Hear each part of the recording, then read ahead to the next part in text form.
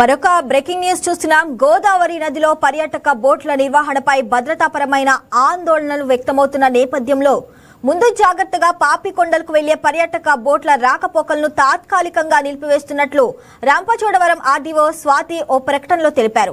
ఇటీవల దేవీపట్నం మండలం గడ్డిపోసమ్మ అమ్మవారి ఆలయం నుంచి ఓ బోటులో దాదాపు 89 మంది పర్యాటకులు పాపికొండల విహారయాత్రకు వెళ్లారు. దేవీపట్నం పాత పోలీస్ స్టేషన్ ప్రాంతానికి వెళ్లేసరికి సాంకేతిక లోపం ఏర్పడటంతో అప్రమత్తమైన డ్రైవర్ బోటును నిలిపివేశారు. దీనిపై మీడియాలో కథనాలు వచ్చాయి. కలెక్టర్ ఆదేశాల మేరకు బోట్ల ఫిట్నెస్, భద్రతా ప్రమాణపై పరిశీలన చేస్తున్నారు. వీటిపై నివేదిక వచ్చాకే బోట్లకు అనుమతులు ఇస్తామని ఆర్డీఓ తెలిపారు. నిబంధనల ఉల్లంఘనకు పాల్పడిన వారిపై కఠిన చర్యలు తీసుకుంటామని స్పష్టం చేశారు.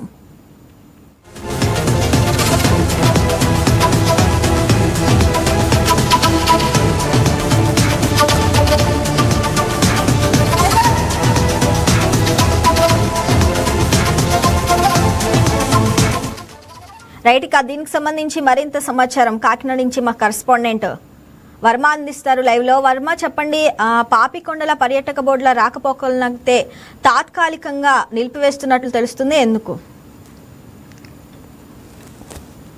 నిన్నటి నుంచి గోదావరి నదిలో పర్యాటకానికి సంబంధించి బోట్లని నిలిపివేయడం అయితే జరిగింది. ముఖ్యంగా 12వ తేదీ ఏదైతే గండిపోసం నుంచి బయలుదేరినటువంటి శ్రీలక్ష్మి బోటు 89 మంది యాత్రికులతోటి బోటు బయలుదేరడం, తర్వాత ఒక గంట ప్రాంతంలోనే పాత దేవీపట్నం చేరుకునేటప్పటికి గోదావరి నది మధ్యలో ఒకసారిగా ఆగిపోయిన నేపథ్యంలో యాజమాన్యం మాత్రం సాంకేతిక సమస్య అని చెప్తున్నా, ఏదైతే ఇంజిన్ కొన్నాడు కింద ఫ్యాన్ ఏదైతే ఉంటుందో ఆ ఫ్యాన్ పంకాకి పూర్తిగా కూడా వల చిక్కుకుపోయింది. దానివల్ల మోటారు ఆగిపోవడంతో పూర్తిగా నిలిచిపోయింది అని చెప్పి అక్కడ ఉన్నటువంటి కంట్రోల్ రూమ్ కి వెంటనే సమాచారం అందించడం, వెంటనే వేరొక బోట్లో అంటే జలశ్రీ అనే వేరే బోట్లో తెప్పించి వెంటనే వాళ్ళని అందులోకి మార్చి పూర్తిగా మళ్ళీ విహారయాత్ర కొనసాగించి తిరిగి క్షేమంగా అయితే పంపించారు. కానీ ఒక్కసారిగా ఈ బోటు ఆగిపోయిన తర్వాత అందులో ఉన్నటువంటి ప్రయాణికులు అందరూ కూడా తీవ్ర భయాందోళనకు గురయ్యారు. అయితే యాజమాన్యం మాత్రం అప్రమత్తమయ్యి పూర్తిగా కూడా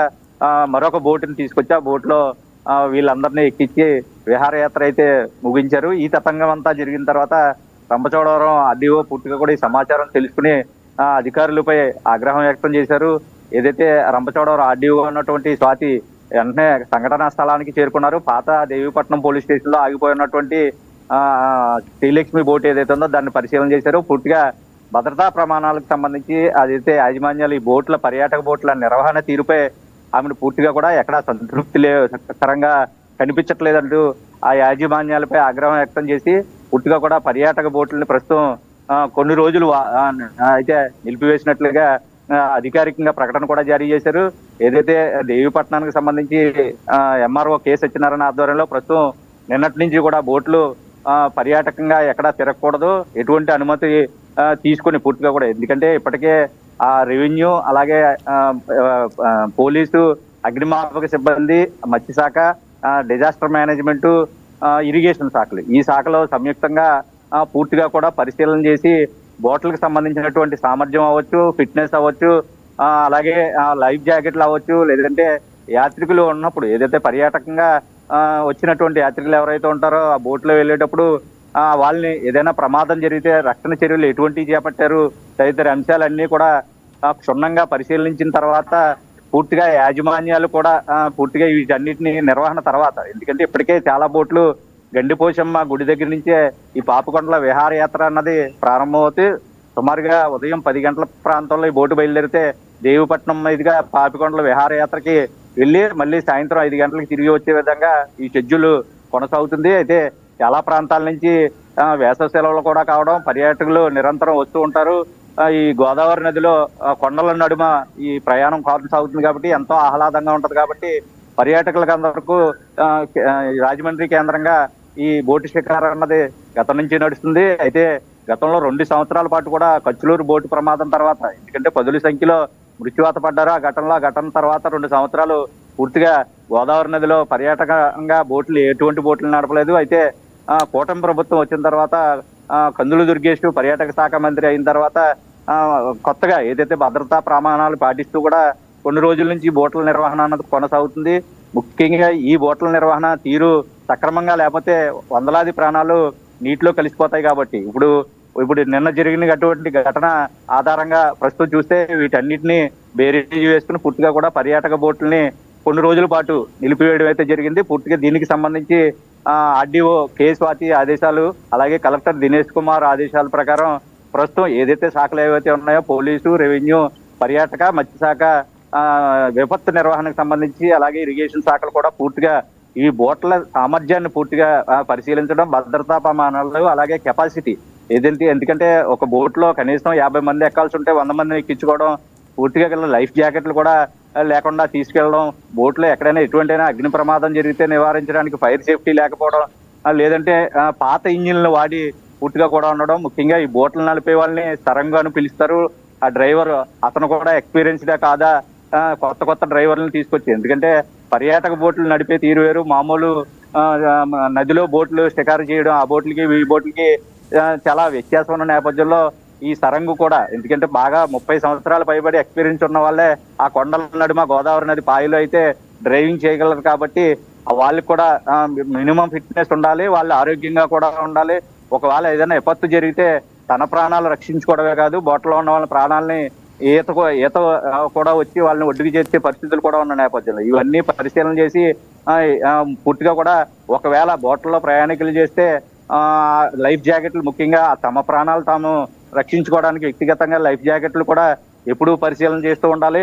అలాగే ఆహార పదార్థాల విషయంలో కూడా ఎవరికైనా ఆరోగ్యపరమైన సమస్యలు వస్తే వెంటనే ఎలా స్పందించాలి, లేదంటే అక్కడి నుంచి వెంటనే తీసుకెళ్లేందుకు సమీపంలో ఉన్నటువంటి ప్రాంతానికి తీసుకెళ్లి అక్కడి నుంచి అంబులెన్స్ లో తరలించేందుకు ఎటువంటి చర్యలు చేపడుతున్నారు, ఇటువంటి ప్రమాణాలు అన్ని కూడా పాటిస్తేనే ఇక మీదట అనుమతి అంటూ ఆర్డీఓ స్వాతి కూడా తీవ్రంగానే హెచ్చరికలు జారీ చేశారు. అయితే దీనిలో పర్యాటకంగా ఇప్పటికే బోట్లని పర్యాటకం పాపికొండల విహారయాత్రకు బుక్ చేసుకున్న వాళ్ళకి అందరికీ కూడా సమాచారం అందజేయాలని చెప్పి ఎంఆర్ఓ దేవీపట్నం ఎంఆర్ఓ కె సత్యనారాయణకి ఆదేశాలు చేశారు. అయితే నిన్నటి రోజు ఈ రోజు కూడా వరుసగా సెలవు దినాలు కావడంతో ఎక్కువగా టికెట్లు కూడా బుక్ చేసుకున్నారు. అయితే వాటన్నిటికి క్యాన్సిల్ చేసి వాళ్ళు డబ్బు కూడా తిరిగి వాపసు చేయడం అయితే జరిగింది.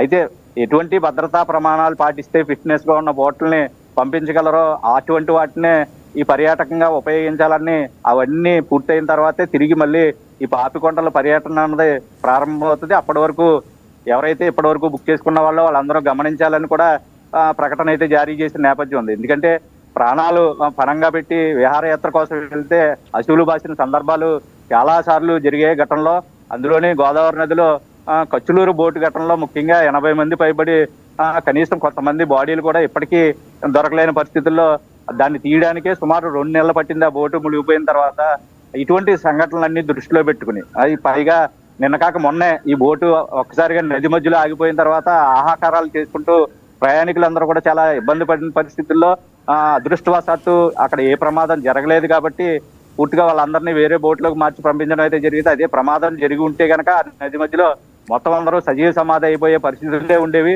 వీటినన్నింటినీ దృష్టిలో పెట్టుకుని ఇక మీదట భద్రతా ప్రమాణాలు, నిర్వహణ తీరు సరిగ్గా ఉంటేనే ఆ బోట్లని అనుమతిస్తాం పూర్తిగా కూడా, లేదంటే ఇక మీదట ఉపేక్షించేది లేదంటూ కూడా అధికారులు ఉక్కుపాదం అయితే మోపారనే చెప్పాలి.